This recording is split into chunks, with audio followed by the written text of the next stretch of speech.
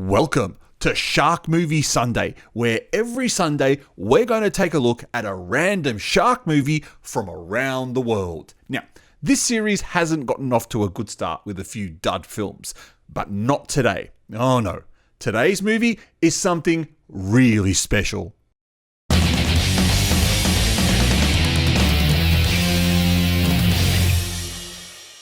And it's still not a great movie, but at least it knows it's not a great movie. I present to you House Shark, and for once, the title is completely accurate. An ex-sheriff suffering some kind of weird PTSD comes home from a date to discover his son's babysitter has been eaten by a shark while sitting on the toilet doing her business. Panicked, he starts living in a tent in his backyard with his son while simultaneously attempting to sell the house through Reagan Real Estate.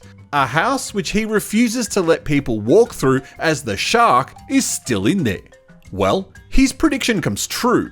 During the house's first showing, the two potential buyers are eaten by the shark while they engage in some funky business. The real estate agency then sends a man called Abraham to join the ex-sheriff and a strange German man called Zachary, who's hiding a macabre secret. The three men then devise a plan to kill the house shark that involves them trapping themselves in the house and dressing up as a female shark to lure him out. Hilarity ensues. Now that last part wasn't sarcasm. Hilarity really does ensue, providing you're open to non-politically correct humour on display in this film. But let's talk about the shark. To be honest, I don't think the director ever intended to use a real-looking shark for this movie. And that's what adds to the hilarity of this film. The shark is simply just a big costume that the director and his crew have created. There's no illusion of realism. Let's be honest, the shark is supposed to travel between the walls and walk upstairs. It was never intended to be realistic. But the backstory is even more hilarious and involves the German but not really character of Zachary, who was conducting an experiment which went awry. And then if you stick around for the ending, which you will because this movie is genuinely funny, you'll see that Zachary is pregnant with a baby shark. The director has produced many shark movies since this come out, but we're yet to receive a sequel to this one. Are you expecting Hollywood-style CGI and Harryhausen-esque animation? If so, go watch another movie. Thankfully, this movie wears its heart on its sleeve quite proudly when it comes to the creative low-budget effects.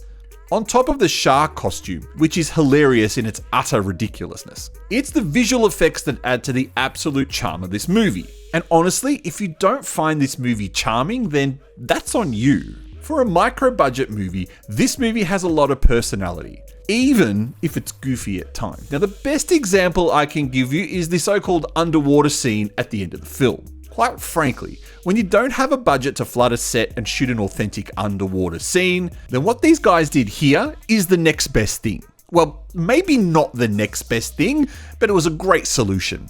First, add a blue-green color filter over the frame.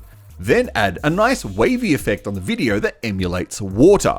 Don't show your actors' feet touching the ground. Instead, ensure it looks like they're paddling water in slow motion. Don't forget to show some bubbles coming out of their mouths for that breathing effect. And then hang all of your props on fishing wire to show that they're floating. But definitely don't try to remove the wire off the frame.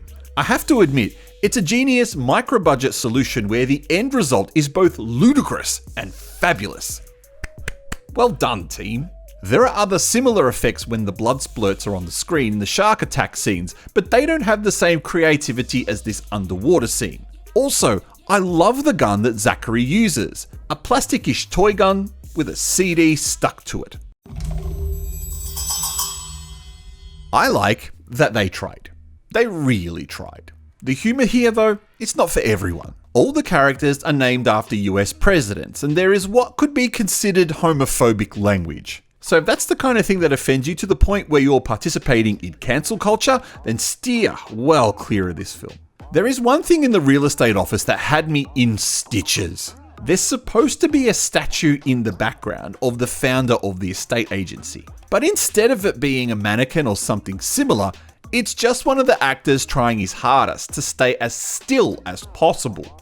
It's utterly hilarious if that's your kind of humour, as is this newspaper headline. For fans of nude women, of which I am one. A fan, that is, not a nude woman. Then the movie opens with a lovely nude scene of the babysitter completely disrobing as she sits on the toilet to poop.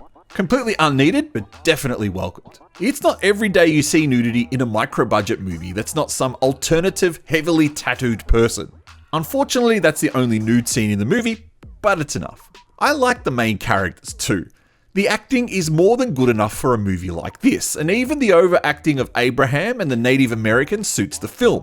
Now this might come as a surprise, but I actually don't like Star Wars, but I didn't mind the references to it in this film. They didn't feel too shoehorned in. Another positive is that the movie actually has a story that's easy to follow. Usually these micro-budget movie stories are ruined by the rotten acting and production values, but that's not present in this film. This is a micro-budget shark movie made by someone who loves to make shark movies, but has limited capacity to do it. But the length of this movie is a bit off-putting. This title clocks in at almost 2 hours, which is unheard of for both micro-budget and shark movies. Unless you're The Meg, which is not a micro-budget movie, but you know what I mean. Thankfully, the movie is interesting enough, but the long runtime means there's a lot of filler content, and it takes a long time in between the first to second, and then second to third instances of the shark appearing on screen.